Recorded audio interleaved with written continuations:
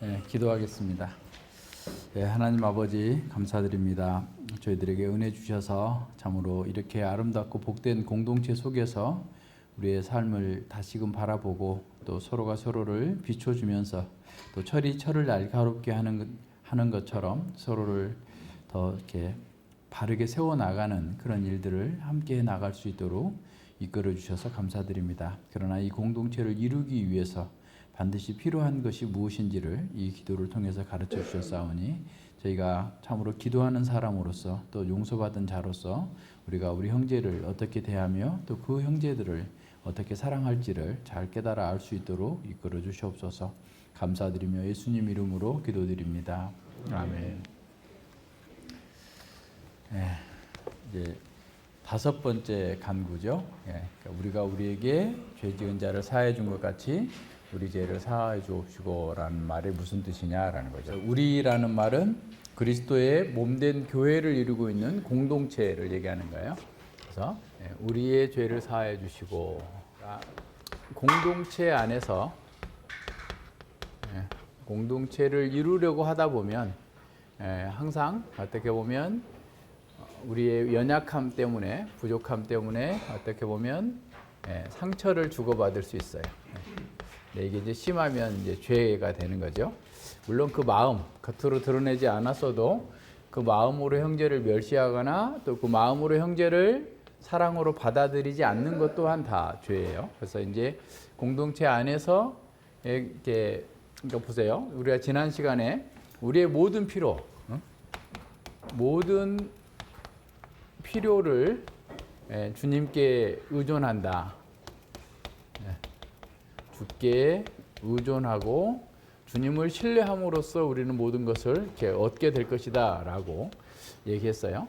근데 이건 왜 필요하다고 그랬냐면 역시 하나님 나라를 위한, 하나님을 섬기기 위한 삶이었죠. 이 공동체에서도 우리가 서로 용서하는 것도 하나님 나라의 사명을 이루기 위해서 반드시 필요한 거예요. 그래서 이제 우리가 하나님의 그 사람으로서 함께 지어져 간다라고 하는 그 사실을 자꾸 잊어버릴 수가 있어요. 우리는 너무나 개인주의적인 사회에서 살고 있고 또 다 각기 흩어져 있어 살고 있기 때문에 어디서 누가 무엇을 어떻게 하면서 살고 있는지를 잘 몰라요. 그리고 삶의 배경도 잘 모르고. 근데 이제 예수님께서 저 기도를 가르치실 때만 해도 한 교회의 성도들은 다 그 동네에 사는 사람들이었어요. 쉽게 말하면. 그래서 서로를, 상대를, 그죠? 입체적으로 이해할 수 있었어요.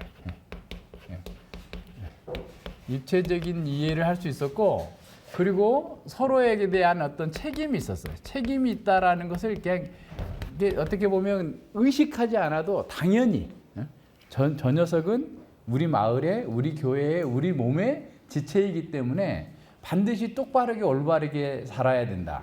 하나님의 백성답게 살도록 하는데 나에게 상당 부분 책임이 있다라고 그냥 자연스럽게 인식이 그렇게 돼 있었어요. 그냥 저놈은 저놈이고 나는 나고가 아니라 함께 그냥 이렇게 살아가는 그런 어떤 공동체적인 연대의 책임이죠.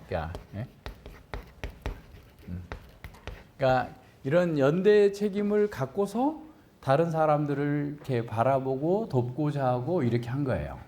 근데 이제 이렇게 시간이 지나다 보니까 이제 그런 것들이 다 와해가 됐잖아요. 그래서 먹고 사는 문제라든가 삶의 형편들을 잘 모르게 됐고, 또 이제 어떻게 보면 도시화가 계속 가속화되면서 이렇게 잘 모르는 그런 상태에서 살다 보니까 교회 공동체 안에서의 어떤 그 연대 의식이 굉장히 희박해져 있어요. 근데 이제 우리가 원상의 교회를 얘기한다. 예수님께서 가르치셨을 때의 이 상황들을 우리가 생각해 보면, 그러니까 그 부모도 알고 할아버지 할머니도 알고 이웃도 다 아는, 그죠? 뭐 고모도 알고 삼촌도 알고 뭐 등등의 이런 다 아는 그런 상황 속에서 이렇게 한 몸으로서 우리는 하나님 나라의 백성으로 부름을 받았다라고 하는 연대적 책임과 또 어떤 사랑을 하고 살았던 거죠. 이런 상황 속에서 우리가 연대했을 때 비로소 하나님 나라의 복음이 하나님 나라를 위하여 살 수 있어. 하나님 나라의 사명을 감당할 수 있어요.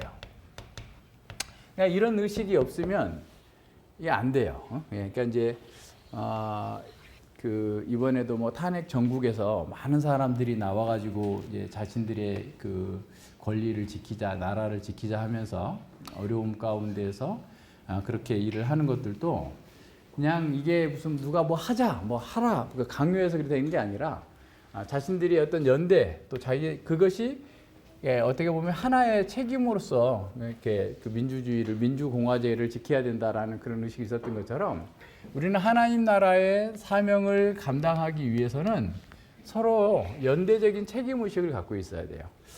이제 그러다 보면 이 연대적 책임 의식 속에서 있는데 여기 있는 사람들이 다 완전한 사람이 아니잖아요. 완전한 사람이 아니야. 다 어떻게 보면 흠 있는 사람이에요. 그죠? 흠 있는데 용서받은 사람이에요. 용서받은 사람. 그러니까 근데 이제 하나님은 하나님이니까 용서해 줄 수 있지라고 생각하면서 자신은 이 문제에 대해서 용서할 수 없다라는 방식으로 이렇게 나가는 거죠. 그러다 보면 하나님 나라 사명을 감당할 수 없는 거예요. 내부에 어떤 문제가 있으면 그 문제를 해결할 길이 없는 거죠. 그래서 우리가 예수님을 믿었다라고 하는 것은 내가 용서받았기 때문에 다른 사람을 용서해 줄 수 있는 사람이다라는 거예요. 그래서 이제 마태복음 18장 보세요. 거기에 이제 1만 달란트 빚진 자 얘기가 나오죠. 1만 달란트 빚진 자 얘기는 무슨 의미가 있냐면 우리는 용서받았어요. 용서받았기 때문에 반드시 다른 사람을 용서해 줘야 된다라고 그랬어요. 자, 15절부터 볼까요? 내 형제가 죄를 범하거든 가서 너와 그 사람과만 상대하여 권고하라. 만일 들으면 내가 내 형제를 얻을 것이요 만일 듣지 않거든 한두 사람을 데리고 가서 두세 증인의 입으로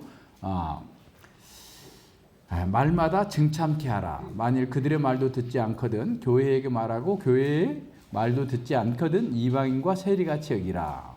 진실로 너희에게 이르노니 무엇이든지 너희가 땅에서 매면 하늘에서도 매일 것이요 무엇이든지 땅에서 풀면 하늘에서도 풀리리라.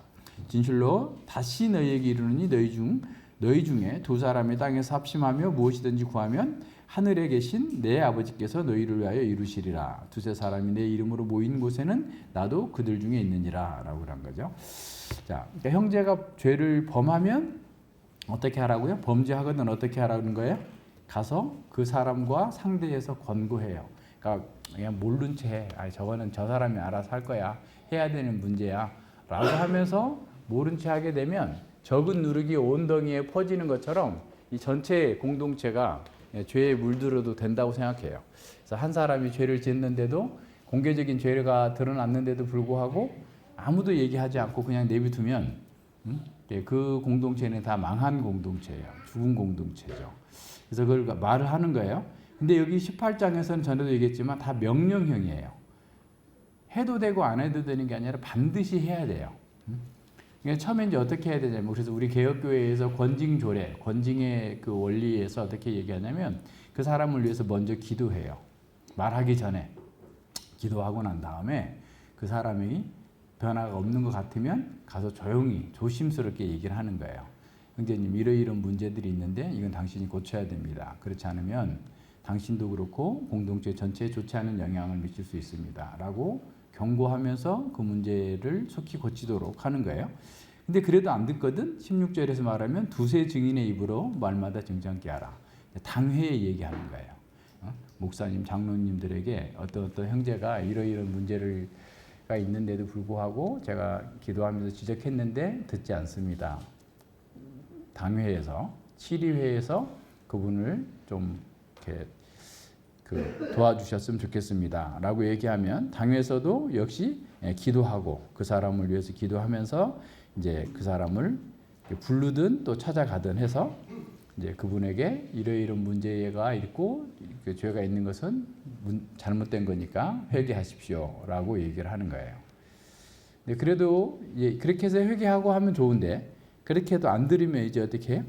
공회 중에서 말해요. 교회 중에서 예배 중에 얘기하는 거예요. 예배 중에 이제 근데 이제 처음에는 이름을 말하지 않고 해요.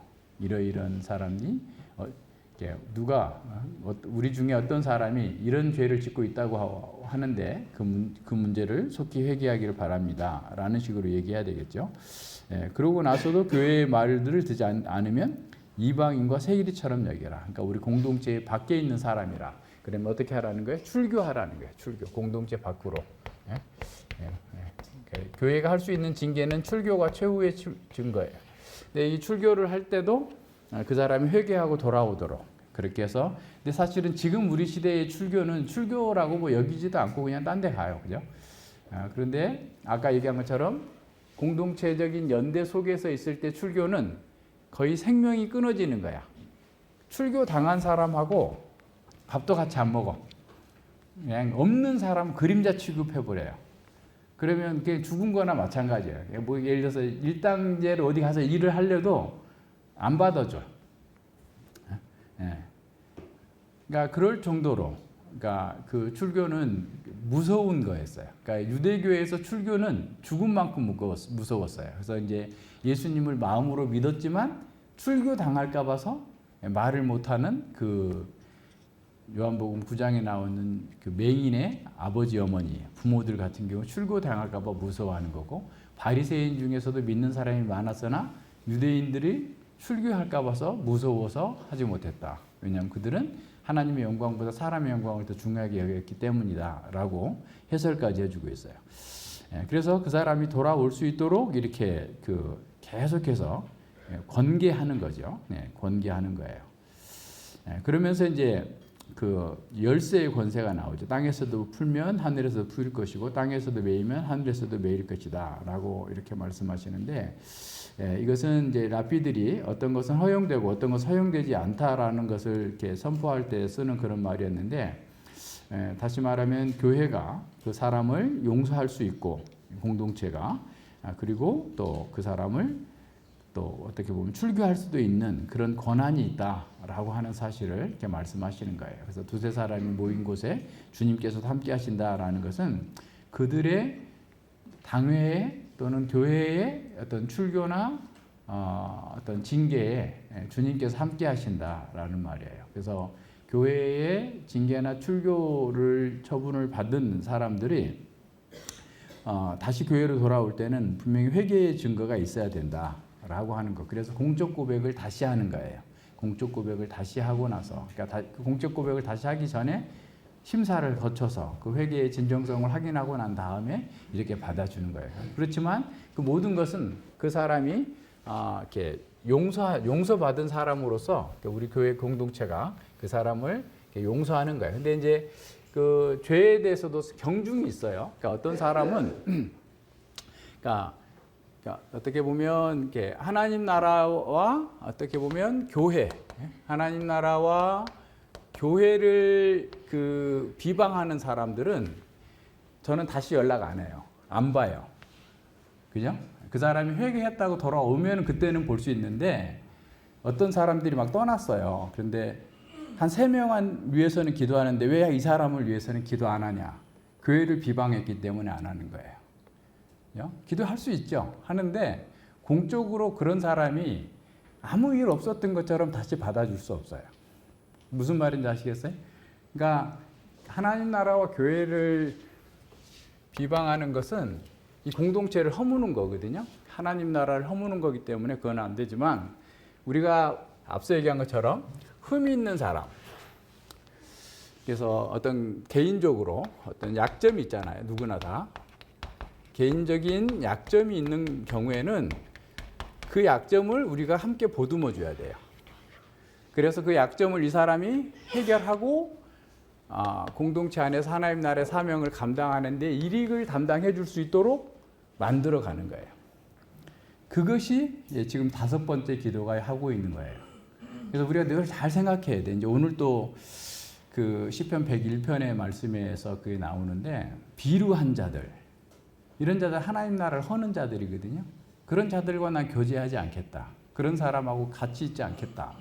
라고 선언하는 거예요. 설교에 대해서 이렇게 그 문제 제기할 수 있어요. 만약에 한다면. 근데 하는데 그것을 다 분명하게 얘기하고 가야지, 뒤에 가가지고 자꾸 딴소리를 하게 되면 하나님께서도 그걸 기뻐하시지 않아요. 그래서 이방인과 그 세리처럼 우리는 여겨요. 그런 사람은. 그래서 다른 교회에 출석하고 있다 해도 우리는 그것을 그렇게 그냥 그렇게 안 받아들여요. 그러니까 그거하고 달라요. 이것은 하나님 나라의 사명을 이루기 위한 우리의 공동체가 사랑으로 연대하고 함께 하나님 나라의 그 사명을 이루고자 하는 것이지, 원수를 사랑한다고 해가지고 하나님 나라의 원수로서 계속해서 대적하고 있는 사람을 사랑하고 거기에 어떤 연료를 공급해 주는 것이 사랑이다 라고 얘기하면 그건 성경과 맞지 않는 거예요. 그래서 이제 그런 부분들을 잘 이해하시도록 그렇게 해야 됩니다. 그래서 이제 이것도 이렇게 기도할 수 있는 것도 내가 용서받았기 때문이에요. 그래서 이제 1만 달란트 빚진 자에게 내가 용서를 받았다면 100데나리온 빚진 자를 용서해야 된다. 그것도 쉬운 일은 아니에요. 100데나리온도 상당히 큰 타격이에요. 예를 들어서 우리가 3개월치 월급 정도 된다 생각해 보세요. 그만큼 나에게 타격을 입혔어. 내가 1년에 4분의 1만큼 일해야 되는 것에 어떤 타격을 입힐 정도로 나에게 충격을 가했으니까 그것도 쉬운 일은 아니죠. 근데 그것을 생각할 때 반대로 내가 하나님께 대한 용서받은 것으로 따지고 보면 그거는 수천 년 일을 해도 갚을 수 없는 만큼의 용서함을 받았기 때문에 그런 면에서 우리는 용서할 수 있는 거예요. 그래서 용서해야 되는 거예요. 그런 면에서 우리는 쭉 그 얘기를 해야 됩니다. 그러나 용서한다고 그래서 그냥 뭐 앞뒤 가리지 않고 무조건 용서하라는 게 아니라 앞서 얘기한 것처럼 그가 회개할 수 있는 절차를 쭉 만들어 주는 거예요. 그러니까 그것도 사랑하기 때문에. 그래서 이제 이것은 신약의 문제만이 아니라 그 구약 레위기 19장에서도 보세요. 레위기 19장에서도 보면 2절에 보면 너는 이스라엘 자손의 온 회중에게 구하여 이르라. 너희는 거룩하라. 나 여호와 너희 하나님이 거룩함이니라 그랬어요. 너희는 거룩하라. 나 여호와 너희 하나님이 거룩합니다. 라고 하면서 이제 부모를 경경하라 쭉 나오면서 그 17절에 보세요. 내 형제를 마음으로 미워하지 말며 이웃을 인하여 죄를 당치 않도록 그를 반드시 책선하라 그랬어요. 공동체 안에 있는 형제를 마음으로 미워하지 말고 이웃을 위해서 그 죄를 당하지 않도록 그 죄가 막 이렇게 퍼지지 않도록 반드시 책선하라라는 말이에요. 책선하는 것은 뭐죠? 책망하고 선을 행하도록 바꿔주라라는 거예요. 그죠? 그런 모든 면에서 그 일은 공동체의 책임이에요. 아까 연대적인 그 책임이라고 그랬죠. 그 일을 하는 거예요. 그러면서 원수를 갚지 말며 동표를 원망하지 말며 이웃 사랑하기를 내 몸과 같이 하라. 나는 여호와니라 그랬어요. 그래서 원수를 그대로 이렇게 갚지 말고 동표를 원망하지 말고 이웃 사랑하기를 내 몸과 같이 하라. 그래서 이런 모든 죄에 대해서 용서할 수 있지만 이단에 속한 그것 가지고 계속해서 그 사람이 잘못된 요구를 하고 이단의 풍설, 거짓된 어떤 그 세계관 또는 그 예언을 이스라엘에게 퍼뜨리는 사람들은 결코 용서하지 말라고 그랬어요. 그러니까 이단에 속한 사람이 10만 원 물건을 싸게 팔아. 다른 사람보다. 그러면 10만 원 아끼려고 2단에 속한 사람의 물건을 사야 되겠어요? 한번 생각해 보세요. 뭐 10만 원이 자기 목숨만큼 중요하게 큰 거라면은 그럴 수도 있겠다 생각하지만 그러지 않으면 그렇게 하면 안 돼요. 그거는 우리의 신앙 양심과 연결이 되어 있는 거기 때문에 그러니까 무엇을 우리가 중요하게 여기는가를 잘 생각해 봐야 돼요. 그게 다 우리의 삶 속에서 드러나게 됩니다. 그래서 여기 보세요. 126문에 보면 당신님의 은혜에 대한 증거가 우리 안에 있어서 우리가 이웃을 전심전력을 다하여 용서하기로 굳게 결심하는 것처럼, 그러니까 우리 이웃에 대해서 그 정도는 굳게 결심해야만 돼, 사실은. 그죠? 100데나리온 빚진 자를 용서하는 것도 쉬운 일이 아니에요. 그게 그냥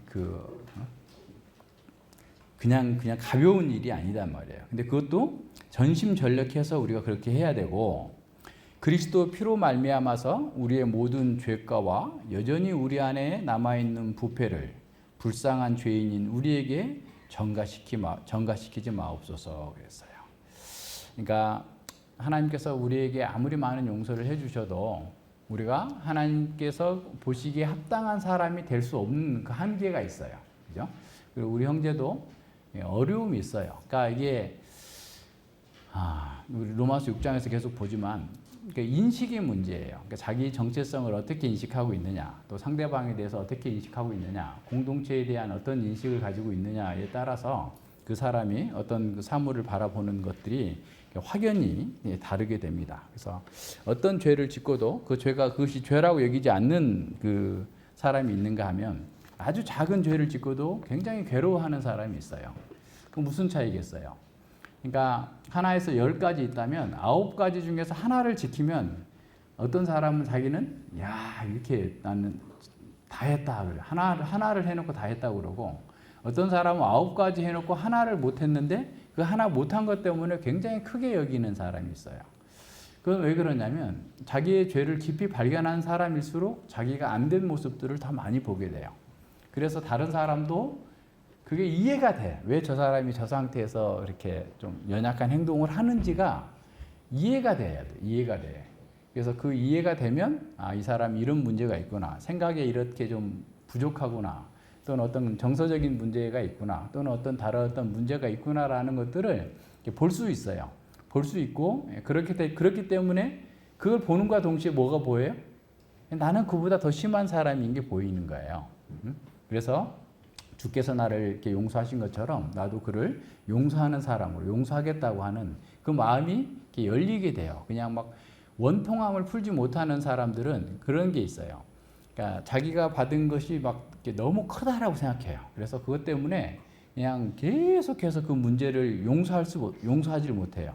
근데 이제 우리가 용서를 해도 우리가 전에도 얘기한 것처럼 계속 얘기하죠. 사실은 이걸 분명히 잘 알아야 되는데, 용서를 해도 우리 몸에는 상흔이 남아요. 그러니까 다른 사람들을 피곤하게 하고 스트레스를 주고 고통스러운 그런 상황들을 겪게 되면 우리의 마음으로, 영으로는 그를 다 용서하고 불쌍히 여기고 그냥 미워하지 않는데, 그럼에도 불구하고 우리 몸에는 그게 계속 남아있는 거예요. 그게 쌓여있는, 축적되는 거예요.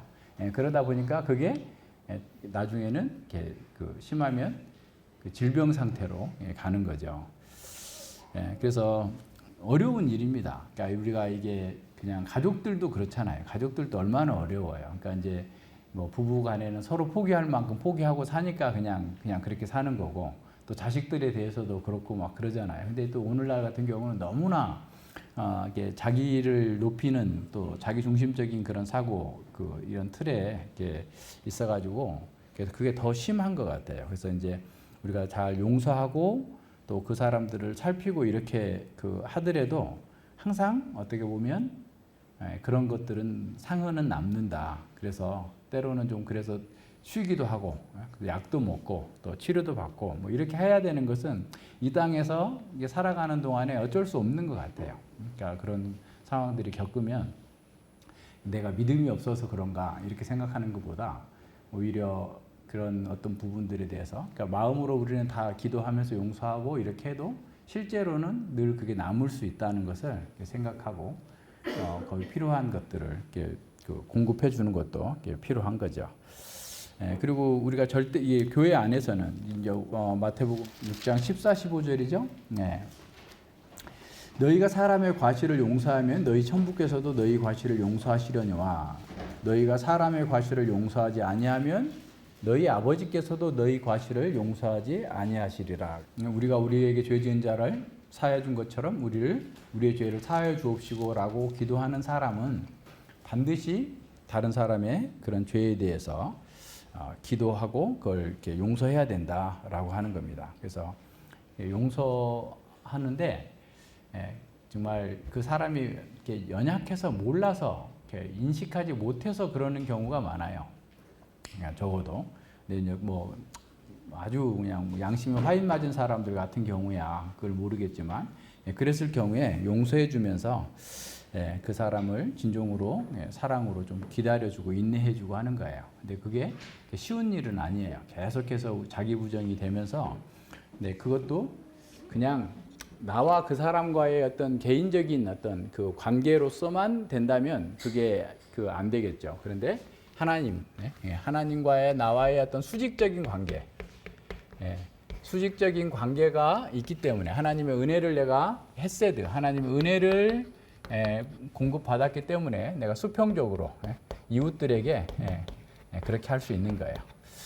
이웃을 향한 그 사랑 또한 늘 하나님의 은혜에 속한 거예요. 그래서 은혜에 속한 사랑으로 다른 사람을 사랑할 때는 자기 의가 드러나지 않고 자기가 뭘 했다라고 하는 자기 주장성이 없지만 하나님의 은혜를 생각하지 않고 내가 그냥 자원해서 더 열심히 다른 사람보다 더 많이 했다라고 생각을 하게 되면 자기의가 되고 또 사람들과의 관계 속에서도 계속해서 선한 열매가 맺어지지가 않게 되는 거죠. 그래서 늘 우리는 잘 생각해야 됩니다. 하나님께서 우리에게 허락하신 은혜를 생각하고 하나님 나라의 사명을 이루는 공동체로서 우리는 이 땅에 존재하는 거예요. 그래서 그 일을 위해서 우리는 참아주고 견디어주고 이렇게 하는 거예요. 그러니까 이제 그러지 못하면 하나님을 생각하지 않으면 하나님 나라를 생각하지 않으면 그냥 뭐 똑같죠. 그냥 세상의 인간 집단들처럼 그냥 치고받고 싸우고 거기서 누가 옳으니 뭐 이권 다툼하고 막 그냥 그렇게 살 수밖에 없는 거죠. 그러니까 그렇게 되면 그건 이미 교회로서의 그 본질을 잃어버린 거예요. 그래서 늘 교회는 하나님 나라의 그 사명을 이루는 공동체로서 우리가 함께 존재하고 있고 그래서 더 귀하고 그래서 또 그런 허물들이나 약점이 있을 때 서로 덮어주고 그 사랑으로 감싸주면서 용서하면서 그렇게 가야 돼요. 그래서 그렇게 하는 것이 좋은 거고 반드시 해야 될 일이긴 하지만 그 일을 계속 하다 보면 그와 같은 몸의 충격도 있다. 그래서 오늘도 그 설교 마지막에 비통함과 함께 가는 온전함의 길이에요. 그러니까 하나님 나라 좁은 길, 생명의 길, 온전한 길을 가지만 그 속에는 항상 비통함이 있어요. 그래서 그것들을 생각하면서 그럼에도 불구하고 주께서 우리에게 허락하신 이 길을 우리는 간다. 이런 마음으로 이렇게 가야 돼요. 그래서 우리가 다른 사람을 용서하지 않고 그냥 작은 허물들을 계속해서 지적하고 또 이렇게 미워하고 이렇게 하게 되면 우리도 힘들고 공동체적 사명도 이룰 수 없다라고 하는 것을 기억해야 됩니다. 같이 기도하겠습니다. 하나님께서 우리를 용서해 주시고 우리 같이 죄인들을 참으로 죄인 중에 괴수였던 자들을 한 자리에 모아서 주님의 은혜 가운데에서 용서받고 하나님 나라의 공동체를 이루며 하나님 나라의 사명을 이룰 수 있도록 이끌어 주셔서 감사를 드립니다. 주님께서 우리에게 참으로 큰 은혜로 죄사함의 은혜를 베푸셨기 때문에 우리 또한 다른 사람들, 형제들의 그런 죄 또한 용서할 수 있는 사람이 되었습니다. 그러나 우리는 아직도 여전히 자기를 더 중요하게 여기고 공동체보다 자신의 안전을 더 중요하게 여기는 것 때문에 용서하기보다는 오히려 자기가 받은 상처나 괴로움과 고통을 크게 여겨서 용서해 주지 않는 경우도 있을 수 있습니다. 주님, 저희들의 부족함을 또한 저희들이 알고 또 용서할 수 있는 그런 너그러운 마음을 허락하여 주시옵소서.